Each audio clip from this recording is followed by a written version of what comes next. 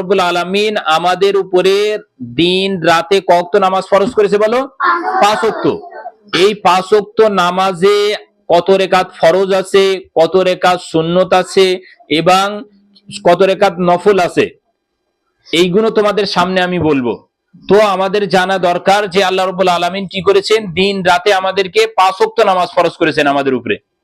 সেই 5 ওয়াক্ত নামাজের নাম কি সেটাও আমাদের জানা দরকার। তো সেই 5 ওয়াক্ত নামাজের নাম, সর্বপ্রথম নামাজের নাম হলো নামাজ ফজর। কি নামাজ? নামাজে ফজর। তারপরে হলো জোহর, তারপরে 3 নম্বর আসর, তারপরে 4 নম্বর হলো মাগরিব, তারপরে 5 নম্বর হলো ঈশা।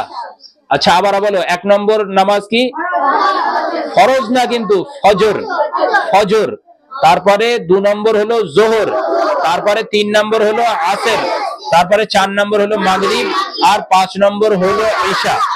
ঠিক আছে, এই 5টি নাম